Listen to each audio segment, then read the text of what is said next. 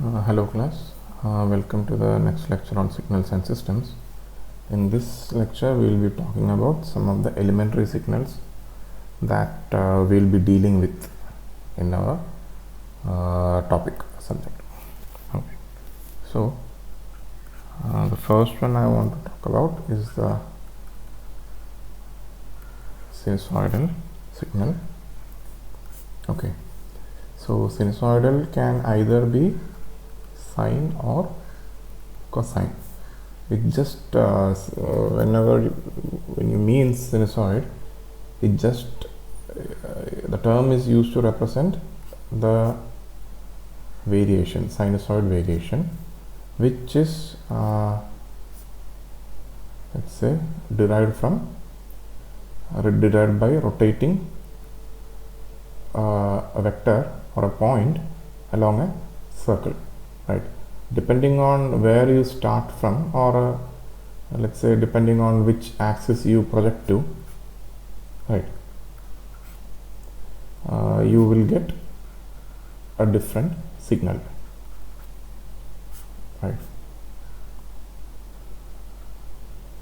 So if you have a circle with suppose radius a, and you are starting from this point and you are rotating anti-clockwise like this, if you are keeping on rotating and you are tracing the image or the shadow, let's say, of the point on the vertical axis, right, then you will get a sinusoid, sine wave, let's say, not sinusoid, anyway it's a sinusoid, you will get a sine wave. And if you are using the same point and you are tracing its image or shadow falling on the the horizontal axis, then you will get a cosine. Like this is basically how a sine and a cosine is generated. Sine wave and cosine wave is generated, right? I'm just mentioning it. This is not very relevant to our discussion. Okay, so I'll just erase this. Okay, whenever we are writing the function expression x of t is equal to a cos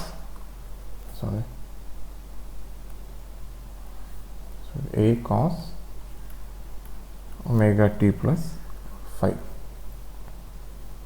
where t is equal to 2 pi omega. We have mentioned this when we went through the portion regarding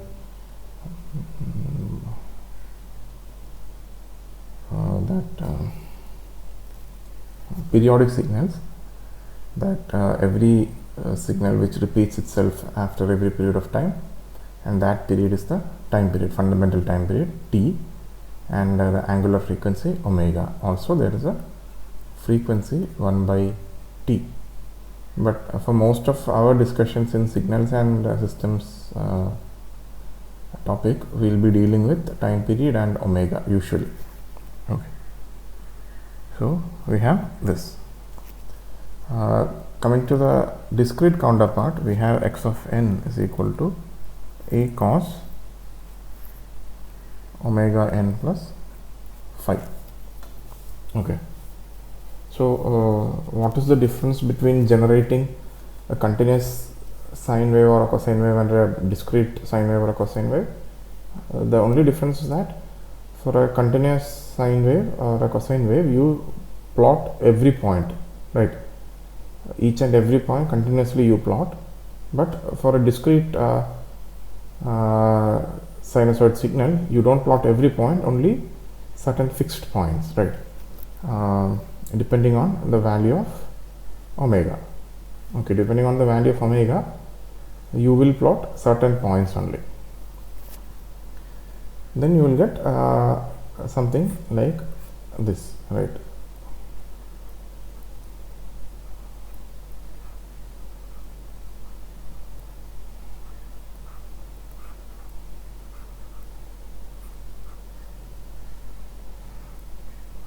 It depends on how many samples you are taking. That's why this omega is significant here. So the thing is that x of t, that is a cos omega t, is periodic irrespective, always, it is always periodic, right? It is always periodic irrespective of the value of omega or t or whatever. But x of n is periodic only for what? Certain omegas, where omega equal to 2 pi into m by n, right? That is omega, or the angular frequency, it should be what? It should be a rational multiple of 2 pi. Only if this condition is satisfied, what happens? Our corresponding this function xn equal to a cos omega n plus phi will be periodic. But why is that so?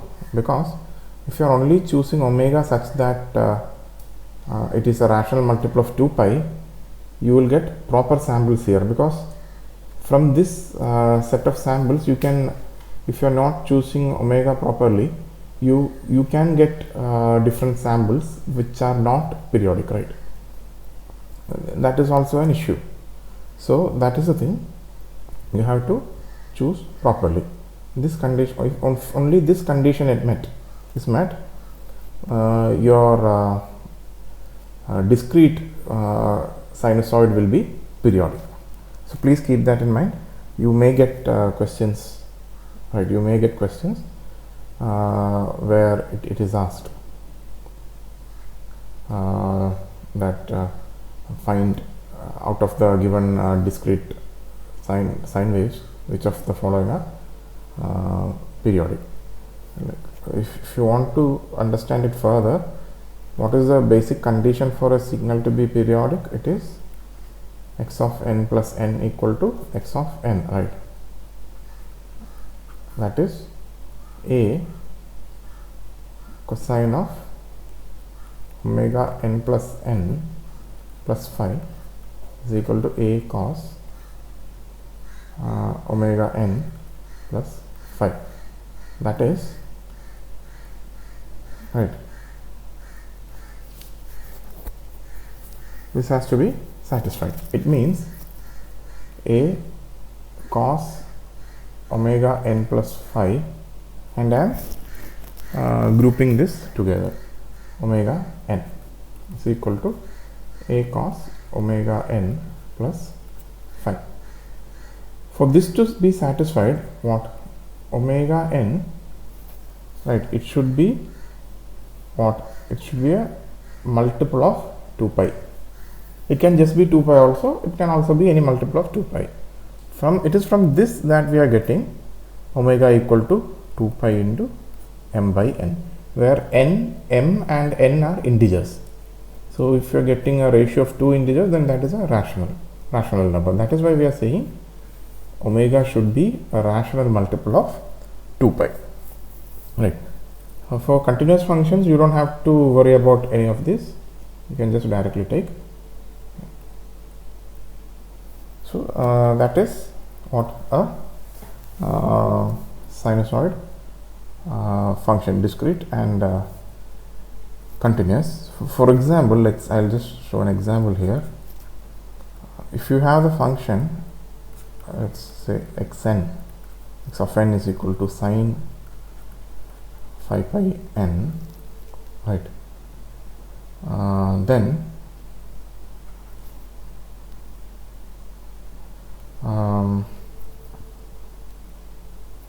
what is n? N equal to 2 pi by omega, or it is equal to 2 by 5 m, and therefore n equal to 2, 4, 6, etc.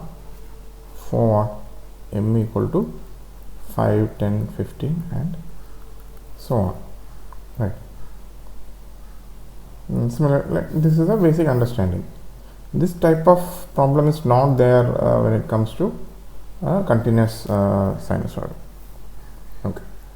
Now Next type of signal that we'll be coming across is called as an exponential.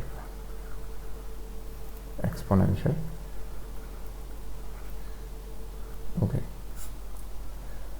You might have heard the term exponentially increasing or exponentially decreasing or decaying. So basically, in layman terms, exponential is used to denote something that is changing rapidly, right? Something decreasing rapidly or something increasing rapidly. That is what people in layman terms exponential means. But when it comes to our thing, we have to do more mathematical rigor. X of t is equal to b e to the power a of t, right? And depending on this is a constant, it just determines where the exponential term intersects the y-axis. That is, when t equal to 0, what will be the value of x of t? Only that much is determined by b. But the real main deal here is the value of a, because it determines how fast and in which direction the exponential grows, right? So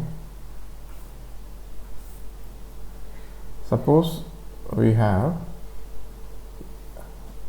what a is greater than 1. It means it is exponential, that term will be increasing. This is b. Okay, so a is greater than 1. And what if a is less than 1? It means a is less than 1 means and this is the positive time.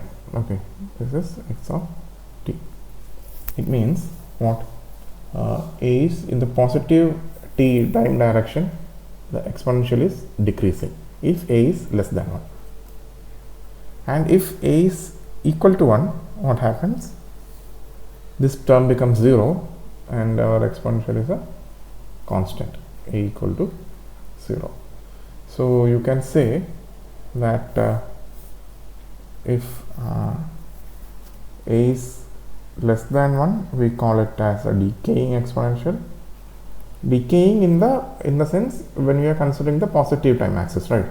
Because that is relevant. If you are going back in the reverse t direction, then this is growing or increasing. But as far as we are concerned, we are always usually in our discourse, we are looking ahead in positive time direction. So in such a context, this is decaying. If it is less than 0, minus t, not less than 1, less than 0, greater than 0, less than 0. That is positive a and negative a. If it is less than 0, greater than 0, we call it as a growing exponential. And if a equal to 0, then we call it as it is a constant. Okay, so remember, it's not 1, it's 0. A is less than 0, a is greater than 0. Sorry. The discrete counterpart of this is x of n is equal to b r to the power n. Okay, r to the power n. For example, right, let r be greater than 1. Okay, let r be 2, then r to the power of 0 will be 1. Okay, r to the power of 1 will be 2, r to the power of 2 will be 4, like that. It will keep on increasing. If r is, let's say, 0.5, again this will be 1, but what is 0.5 to the power of 1? It is 0.5. The next one is 0.5 squared, which is 0.25. So it is reducing. So here you can say that if 0 less than r less than 1, then it is a decaying. If R is greater than 1, it is growing. Okay, so there is a difference between the parameters here. Okay, and again, if R is equal to 1, no matter, it is a constant. Here our the growing, decaying, these things were hinged around 0, but here it is hinged around 1. Okay, now if you look at here, we have considered the powers of the exponential to be what? We considered the powers of exponential to be real values, right? Or we are dealing with real values here. Now what if we are dealing with complex numbers? Then such a thing is called as a complex exponential. Complex exponential. So we have let's start with the we'll just start with the continuous signal, continuous domain, and we'll just extend it to the complex domain. Okay, a discrete domain. In complex exponential, we can write x of t, right, is equal to e to the power j omega t, or let's call this e to the power j theta. Now we have this rule or identity. It is called as Euler's identity. E to the power of j theta is equal to cos theta plus j sin theta. You might have learned about this Euler's identity. Okay, it is not pronounced Euler, it's pronounced Euler. Okay, Euler's identity, it is e to the power of j omega equal to cos omega plus j sin omega. Now what we have is we have a tool or we have a mathematical expression which can link a complex exponential to our sinusoids. So I am just writing b e to the power of j omega t, right?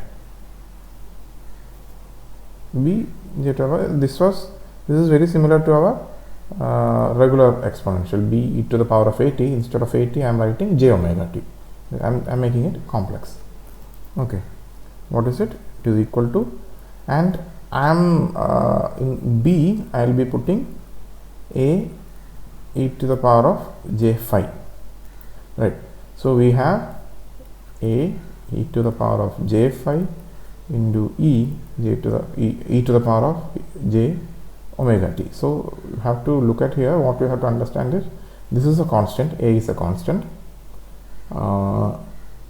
Here we have both of the exponentials are complex exponentials, but here there is no t term, but here is a t term. So it is a e to the power of j omega t plus phi. So maybe you might be seeing some pattern here. So this is a cos omega t plus phi plus j a sin omega t plus phi. Okay, so if you remember in our previous discussions in network theory, we had mentioned that this j, it represents what? A 90-degree phase shift, right? So that is the same thing here also. I'll just mention it. Okay, so from this we can say real part of b e to the power of j omega t is equal to a cos omega t plus phi, and imaginary part of b e to the power of j omega t is equal to a sin omega t plus phi. Okay,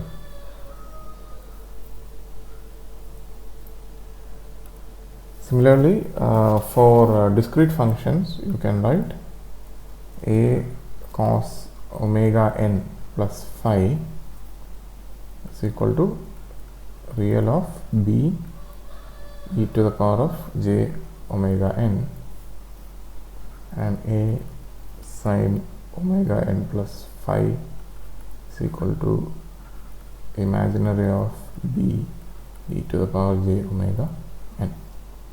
Okay. So don't worry much about the complex exponential part. We'll deal with it if and when it comes. But be aware of regular exponential, right, and the sinusoidal part.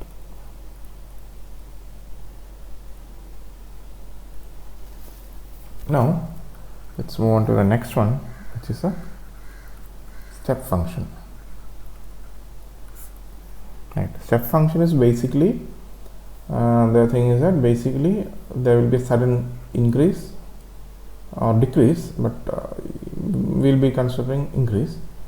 There will be a sudden jump, right? It will be in one value and there will be a sudden jump, and then it will hold constant. Ideally from 0 to 1, and this will be till infinity. This is the ideal case, ideal step function. So u of n, it is represented using u, right? U of n is equal to 1 for n greater than or equal to 0, and 0 for n less than 0. So this is a discrete function, right? Here how do we see? We have so many zeros here, but then at one value onwards, so it is, this is 0, 1, 2, etc. and 1. This is u of n. If you multiply u with k, some constant value, it will be k, right? So it will be k. The continuous counterpart is 1 for t greater than 0 and 0 for t less than 0. That is, we are saying suppose t 0 is here, right? For t greater than 0 it is 1, t less than 0 it is 0. Then the question is what is u of 0, right? Here it is clearly defined. From n is equal to 0 onwards it is 1, and for n is less than 0 it is 0. But here there is a little bit, it is vague, right? The problem is that this is a discontinuity, right? Up to that is, it is a sudden jump, it is a discontinuity. For convenience we always draw like this, like it is a vertical slope, sorry. For convenience we always draw like this as a vertical slope, but ideally you cannot say what is u of 0. This is undefined, right? It is undefined. U of 0 for continuous, only for continuous, not for discrete. U of 0 is non-defined. It is a sudden jump, it is a discontinuity, and it is used to show sudden jumps in the value, voltage or current or whatever. And we have used this in our network theory classes to denote what? To denote the switching on, right? Switches. When switches are closed, we denoted that using a u of t. That is, till that point no signal was there. At that instant of time t equal to 0, suddenly a value is there. Actually in real life, if you see, if you have 0 here, then let's call this 0 plus delta and 0 minus delta. In real life what happens is we have a gradient, a slope, whatever slope is there, this delta will be very small value, right? Depending on the capability of the signal generator or the circuit you have, a small gradient will be there. Even physically only this is possible, right? Cannot have a sudden burst or sudden change in 0 time. It will take a little bit of time. Okay. There are some problems related to these what do you say, step functions and such. We will see it in a different lecture and examples. Okay, for the time being we will stick with the theory part. Okay, next one is impulse function. These some of these elementary functions or signals that we see here are very important, and we'll be dealing with them extensively, right? Whether it is for an signal analysis or whatever, systems analysis or whatever, and especially when you move on to control systems, you will be dealing with these a lot. Okay, impulse function. Again, this time also I am starting with the discrete part because it is easy.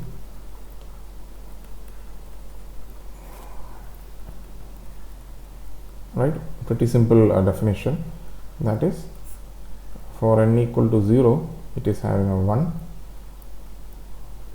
For every other value, it is 0, delta n. Pretty simple and nothing much there. But when it comes to delta of t, it is a two-part definition. Right. First of all, delta of t is equal to 0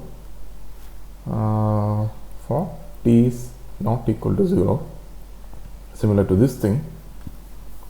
But again, similarly, like in the step function, we do not know what is the exact value of t, but the actual definition is that if you integrate the delta function from minus infinity to infinity, it should be 1.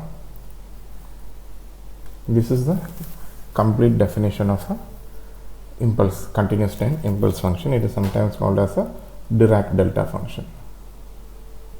Okay, Dirac delta. That is, we have something, right?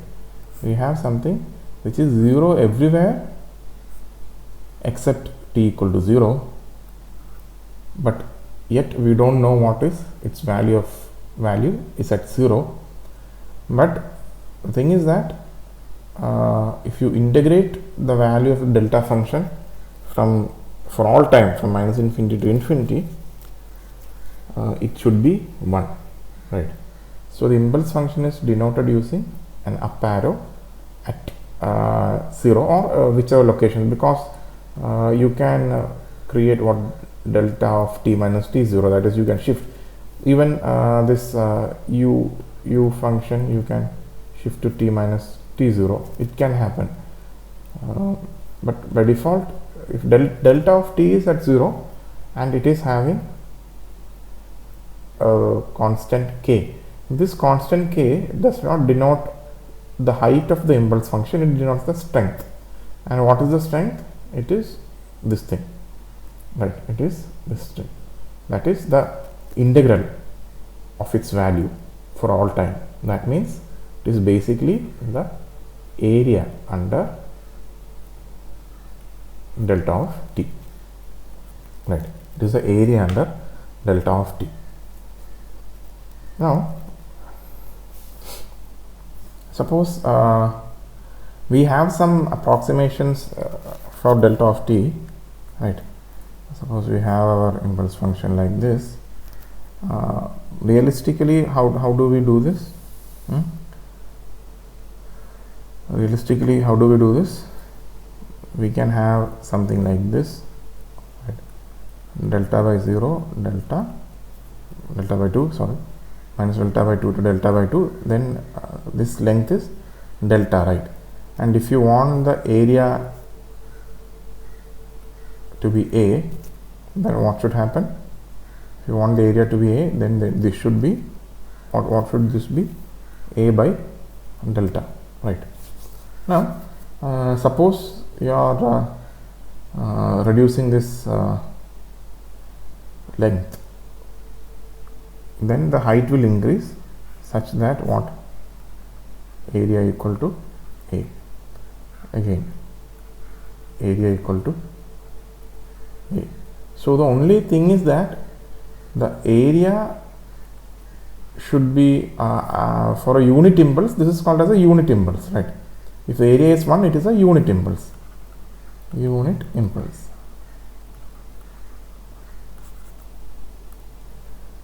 Area is A, or let's call it 1, right? Then this value, this delta, it should be very small. Delta, it should tend to 0, right? So this is how you can approximate delta function. So from this you can say that delta of t is equal to limit del tends to 0, and let's call this function as, right, let's call this these functions, these rectangles, as x delta of t. X delta of t. Okay. This is how you can realistically achieve an impulse function. How? You take some shape, rectangle ideally, which is having a constant area, and you reduce the width on either sides of 0, and you keep on reducing it. At the same time, you increase the height such that what is happening, the area is kept as a constant, and the thinner or narrower you get this part, the taller the signal will be. Right. Ideally it should be a single line, but it is not possible. Usually it will be some tall thin rectangle, or maybe a small thin spike, right? Small thin spike will be there. So this is how you can realize a delta function or impulse function. This is the theoretical expression, mathematical expression for a continuous time delta function, impulse function.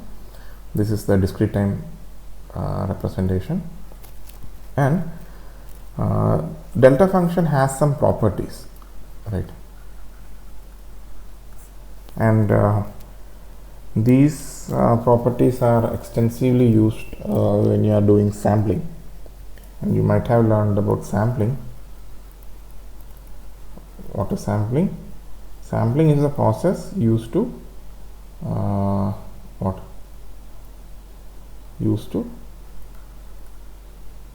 convert continuous time signal to discrete time, not digital. Digital signals are different, discrete time signals are different.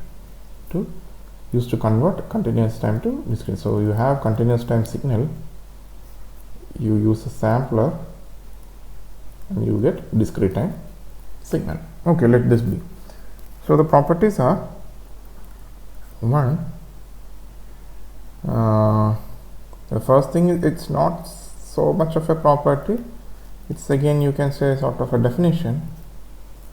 Delta of t is the derivative of the discrete, not discrete, the step function, or you can say u of t is equal to minus infinity to t delta tau d2. Right. So this is sort of a definition, you can see. And what will be the, you can identify what will be the discrete counterpart of this one also. The properties actually start, it is an even function, that is, it is symmetric.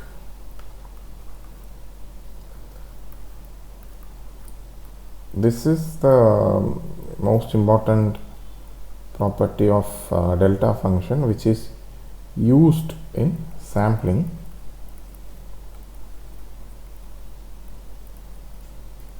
And this holds mathematically. We use this mathematical tool a lot. This is called as the shifting function, the shifting property. So what is happening here? You have a signal x of t. Suppose you have a signal x of t, and you have a delta function which is shifted by t0. Okay, so you have a delta function, impulse function here. Okay, t equal to t0. then if you integrate the product of this, that is you are multiplying this, then every other point will be 0, right? So basically what is happening, if you multiply x of t and delta t minus t0, then you have what do you have? You have an impulse function at t0, right, at t0 with the strength of x of t0, right? Because you are multiplying two functions or two signals, then what happens? Earlier we did the operation multiplication, right? Then only the common area will be common, and points will be having some value, right? So every point except t0 is 0 for delta of c, so everything else will be 0. And again here you are multiplying delta of t, you are multiplying the values of the both functions here, right? That means what? The value of delta of t here, we don't know the value, we only know the strength. For delta of t, t minus t0, it is 1.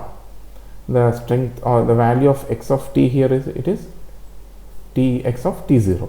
So you have what? You have an impulse function at t0 with the strength x of t0. Now we are integrating this, right?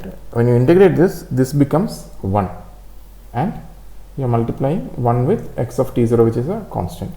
Therefore you get, if you integrate an impulse from product of an impulse function and regular any other signal, what happens? You get the value of the signal at that particular point, or where that impulse function is at. Okay, so the last property of impulse function, it is called as a time scaling property. Suppose del of at, right? We were dealing with del of t till now. Del of at, what will it be? Actually what is happening, del of at means you are narrowing, right? You are actually, suppose this was your impulse function, and del of at means you are narrowing it by a. If this were delta and minus delta, now this has to become minus delta by a and delta by a, right? What is happening? Right, you are narrowing it. You are narrowing it, but you are not increasing the height.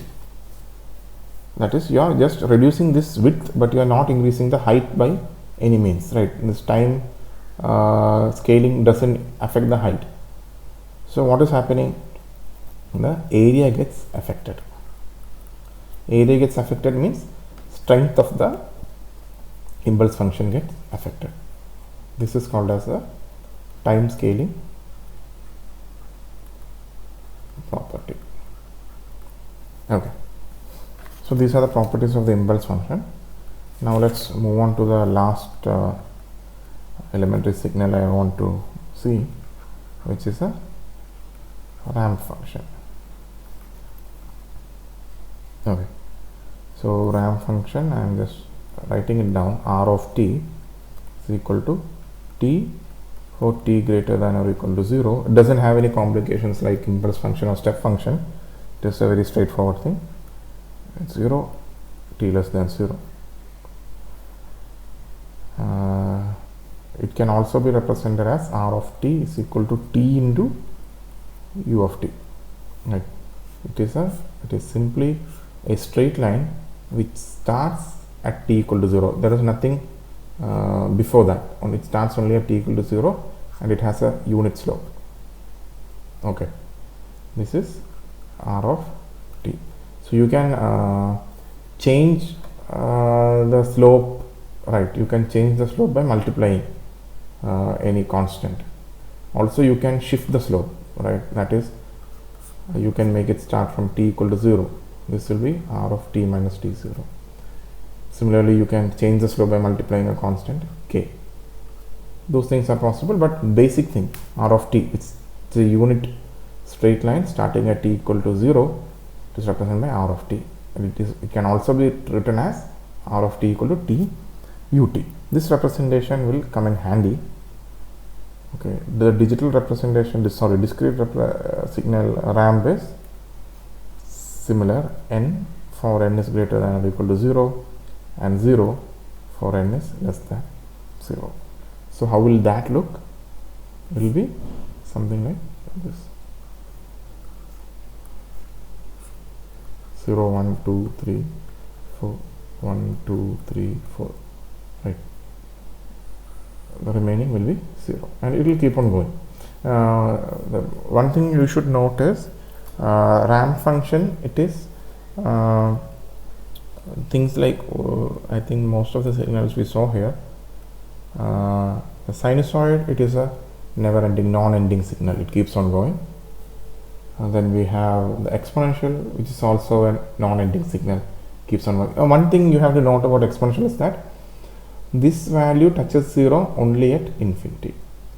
This value touches 0 only at infinity. Please remember that. Okay. And minus infinity. Again, we have the step function, which is again, which starts at 1 point and goes on to infinity.